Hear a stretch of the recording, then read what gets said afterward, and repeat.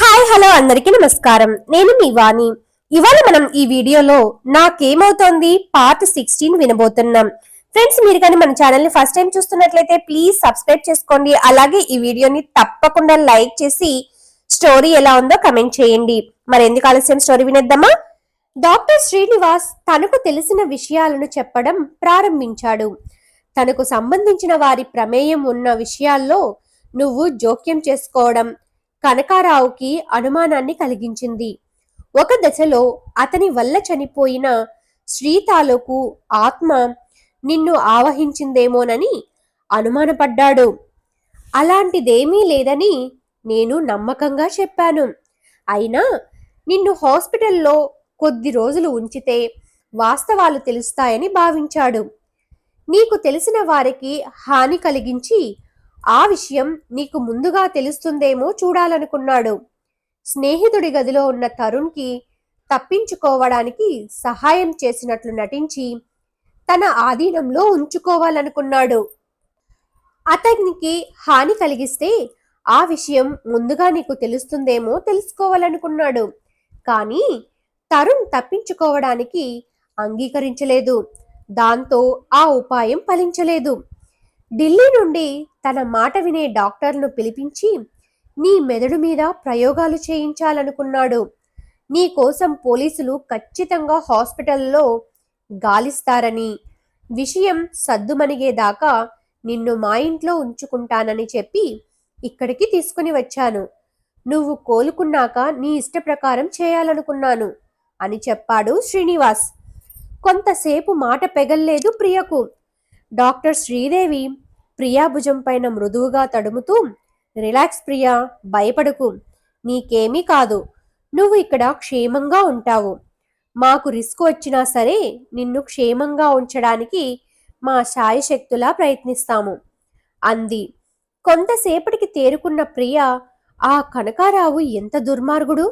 నాకు అతనితో ఏ విరోధం లేకున్నా నాకు, నా వాళ్లకు హాని చేయాలని చూస్తున్నాడు. అతన్ని జైలుకు పంపే ఆధారాలు నాకు కలగానో భ్రమగానో వస్తే బాగుండునని ఇప్పుడు అనిపిస్తోంది అంది ఆవేశంగా ప్రియ. ఇంతలో డాక్టర్ శ్రీనివాస్ ఫోన్ మోగింది. అటువైపు నుండి కనకారావు పిఏ ఆ విషయం తన భార్య డాక్టర్ శ్రీదేవికి సైగ చేసి చూపించి కాల్ లిఫ్ట్ చేశాడు. చెప్పండి సార్, ఏమిటి విషయాలు అడిగాడు శ్రీనివాస్. ఆ అమ్మాయి పరిస్థితి ఎలా ఉంది అని అడిగాడతను. ఇంకా పూర్తిగా కోలుకోలేదు సార్, మరో 2-3 రోజులకు నార్మల్ అవుతుంది అని చెప్పాడు డాక్టర్ శ్రీనివాస్. నార్మల్ కావాల్సిన అవసరం మనకు లేదు, స్పృహలోకి వచ్చి ఉంటే చాలు అన్నాడు పిఏ. కానీ పూర్తిగా కోలుకోకుండా మనం ఏమైనా ప్రశ్నలు వేస్తే ఆ అమ్మాయి మానసిక పరిస్థితి మరింత దిగజారే అవకాశం ఉంది. మరొక 2 రోజులు ఓపిక పడదాం అని చెప్పాడు శ్రీనివాస్. ఆ అమ్మాయికి ఏమైతే మనకేం, అలా ఆలోచిస్తూ కూర్చుంటే పనులు జరగవు. ఢిల్లీ నుంచి ప్రముఖ హిప్నాటిస్టు, మరో ప్రముఖ సైకియాట్రిస్టు రేపు వస్తున్నారు. వాళ్లను కనకారావు గెస్ట్ హౌస్ లో దించుతున్నాము. మీరు కూడా ఆ అమ్మాయిని తీసుకుని గెస్ట్ హౌస్ కి రండి. అక్కడ వాళ్ళు ఆ అమ్మాయి మీద వేరెవరి ప్రభావమైనా ఉందా అనే కోణంలో పరిశీలిస్తారు. కనకారావు కారణంగా చనిపోయిన వారి ఆత్మ ఏమైనా ఆ అమ్మాయి మీద ప్రభావం చూపిస్తోందా అనే విషయం గమనిస్తారు. అలాంటిదేమీ లేని పక్షంలో జరగబోయేవి తెలుసుకునే అతీంద్రియ శక్తి ఆ అమ్మాయికి ఉందా అని పరిశీలిస్తారు. అలాంటి శక్తి ఏమైనా ఉంటే ఆ అమ్మాయికి, ఆమె భర్తకు కనకారావు కంపెనీలో మంచి ఉద్యోగం ఇచ్చి తన దగ్గరే ఉంచుకుంటారు. ఆయన శత్రువులు చాలా మంది ఉన్నారు. తన మీద ఏదైనా హత్యా ప్రయత్నం జరిగితే అది ముందుగానే ప్రియ ద్వారా తెలుసుకుని జాగ్రత్త పడవచ్చు అని ఆయన ఉద్దేశం. ఏదైనా రేపు ఆ ఢిల్లీ హిప్నాటిస్ట్ పరిశీలించాక నిర్ణయిస్తారు. రేపు మన వాళ్లకు పూర్తిగా సహకరించమని ఆ అమ్మాయికి చెప్పు. మనకు ఎదురు తిరిగితే తనకు ప్రాణాపాయం తప్పదని కూడా చూచాయిగా చెప్పు. ఆ అమ్మాయి నీ పేషెంట్ కాబట్టి నీకు కాస్త స్థానుభూతి ఉండవచ్చు. కానీ నువ్వు పనిచేసేది కనకారావు దగ్గర అనే విషయం మర్చిపోవద్దు. ఆయన చెప్పినట్లు నడుచుకోవడం మనందరి క్షేమం, గుర్తించుకో అని చెప్పి ఫోన్ పెట్టేశాడు కనకారావు పిఏ. కాల్ ముగిశాక ప్రియ వంక, తన భార్య డాక్టర్ శ్రీదేవి వంక చూశాడు శ్రీనివాస్. స్పీకర్ ఆన్ చేసి ఉండడంతో వాళ్ళిద్దరూ ఆ సంభాషణ పూర్తిగా విన్నారు. డాక్టర్ శ్రీనివాస్ ప్రియ వంక చూస్తూ, చూడు ప్రియా, ఇంతటితో నిన్ను పోలీసులకు లేదా మీ వాళ్లకు హ్యాండ్ ఓవర్ చేయమంటే చేస్తాను. కనకారావు వల్ల నా ఉద్యోగం పోయినా, ఇతర ఇబ్బందులు ఎదురైనా నేను ఫేస్ చేస్తాను అన్నాడు. ప్రియ మాట్లాడుతూ, ఇప్పటి వరకు నా విషయంలో కనకారావు డైరెక్ట్గా ఇన్వాల్వ్ కాలేదు కాబట్టి నేను పోలీసులను ఆశ్రయించినా కనకారావుకు వచ్చే ప్రమాదం ఏమీ లేదు. మరీ తప్పని పరిస్థితి అయితే నేరాన్ని తన పిఏ మీద మీ మీద వేసి తప్పించుకోగలడు. తరువాత అయినా నాకు అతని వల్ల హాని తప్పదు కాబట్టి అతను నా నుంచి ఏం ఆశిస్తున్నాడో తెలుసుకోవాలి. అంతకంటే ముఖ్యంగా నాకేమవుతుందో కనిపెట్టాలి. అందుకు ఆ హిప్నాటిస్ట్ని కలవడం ఎంతో ముఖ్యం. నాకు ఒక సహాయం చేయగలరా అడిగింది ప్రియా. తప్పకుండా చేస్తాను, చెప్పమ్మా అన్నాడు డాక్టర్ సుధాకర్. నా స్నేహితురాలు ప్రవళిక గురించి మీరు వినే ఉంటారు. ఆమె డిటెక్టివ్ పురందర్ గారి అమ్మాయి. మీరు అనుమతిస్తే ఆమెను ఇక్కడికి పిలిపిస్తాను. ఆమెతో డిస్కస్ చేసి ఈ కేసు విషయంలో ఎలా ప్రొసీడ్ కావాలో నిర్ణయిద్దాం. ఏమంటారు అని అడిగింది ప్రియ. డాక్టర్ శ్రీదేవి మాట్లాడుతూ, ప్రియ చెప్పింది నిజమే. కనకారావుతో ప్రియ ముఖాముఖి మాట్లాడితే కానీ అతని ఉద్దేశం ఏమిటో తెలియదు. కానీ అక్కడ మనకు అనుకోని ఇబ్బంది ఎదురైతే సహాయం చేసేవారు కావాలి. ఆ అమ్మాయి ప్రవళిక గురించి నేను విని ఉన్నాను. ఈ విషయంలో తన తోడ్పాటు తీసుకోవడం మంచిది అంది. అంగీకారంగా తల ఊపాడు శ్రీనివాస్. నీ ఫోన్ కనకారావు పిఏ స్వాధీనంలో ఉంది. నా ఫోన్ నుండి కాల్ చేయి అంటూ తన ఫోన్ ప్రియకు అందించాడు. ప్రవళిక నంబర్ నాకు గుర్తులేదు. ముందుగా నా భర్త తరుణ్తో మాట్లాడుతాను.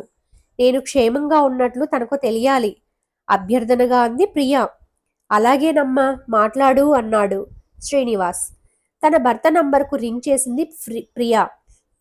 ఫోన్ రింగ్ అవుతోంది. తరుణ్ కాల్ లిఫ్ట్ చేయడం కోసం ఆతృతగా ఎదురుచూస్తోంది ప్రియా. ఆమెకు ప్రతి క్షణం ఒక యుగంలా అనిపిస్తోంది. అటువైపు కాల్ లిఫ్ట్ చేయగానే, తరుణ్, నేను ప్రియను మాట్లాడుతున్నాను. నేను క్షేమంగా ఉన్నాను. నువ్వు ఎలా ఉన్నావు అంటూ ఆతృతగా అడిగింది. అటువైపు కొంతసేపు నిశ్శబ్దం. బహుశా ఉద్వేగంతో తరుణ్కి గొంతు పెగలడం లేదని గ్రహించింది ప్రియా. మాట్లాడు తరుణ్, నీ గొంతు వినాలని ఎంతో ఆతృతగా ఎదురుచూస్తున్నాను అంది ప్రియా. అక్కడ పోలీస్ స్టేషన్లో ఉన్న తరుణ్ ఒక అన్నోన్ నంబర్ నుండి కాలు రావడంతో లిఫ్ట్ చేయడానికి కాస్త తటపటాయించాడు. అంతలో ట్రూ కాలర్లో డాక్టర్ శ్రీనివాస్ సైకాట్రిస్ట్ అని పడడంతో లిఫ్ట్ చేశాడు. అవతలి వైపు నుంచి ప్రియ కంఠం వినబడంతో కొంతసేపు ఏమీ మాట్లాడలేకపోయాడు. తను క్షేమంగా ఉన్నట్లు ప్రియ చెప్పడంతో అతని కళ్ళ నుండి ధారగా నీళ్లు కారాయి. మెదడు స్తబ్దంగా అయిపోయింది. మాటలు పెగలడం లేదు. తన ఉద్వేగాన్ని అణుచుకొని, ప్రియా, ఎలా ఉన్నావు? తిరిగి నీతో మాట్లాడతానని అనుకోలేదు. నువ్వు కనబడకుండా పోవడంతో నా మతిపోయినట్లు అయ్యింది. దానికి తోడు నువ్వు హన్సికను హత్య చేశానని చెప్పడం, చనిపోయింది నువ్వేనని రిసార్ట్ మేనేజర్ చెప్పడం నాకు పిచ్చి పట్టినట్లు అయ్యింది. దానికి తోడు నేను నిన్ను హత్య చేశానని సందీప్ పోలీసులతో చెప్పడంతో నేను ఉచ్చులో ఇరుక్కున్నానని అనిపించింది. నా స్నేహితుడు ఉదయ్ సహాయం కోరాను. మీ అమ్మా నాన్నలు స్టేషన్కి వచ్చి గతంలో జరిగిన సంఘటనలు చెప్పారు. ఉదయ్ కొందరిని విచారించి చనిపోయింది నువ్వు కాదని హన్సికని చెప్పడంతో కాస్త కుదుటపడ్డాను. నువ్వు కేకేఆర్ హాస్పిటల్కి వెళ్ళినట్లు కూడా తెలిసింది. ఇప్పుడు నీ గొంతు వినడంతో పోయిన ప్రాణం తిరిగి వచ్చినట్లు అనిపిస్తోంది. చెప్పు వణుకుతున్న గొంతుతో అన్నాడు తరుణ్. తరుణ్ మాటలు వింటుంటే ప్రియకు దుఃఖం ఆగలేదు. ఫోన్ పక్కన పెట్టి 2 చేతులతో ముఖం కప్పుకొని గట్టిగా వెక్కిళ్ళు పెడుతూ ఏడవసాగింది. అటువైపు నుండి తరుణ్, ప్రియా, మాట్లాడు ప్లీజ్ అంటూ బిగ్గరగా అరిచాడు.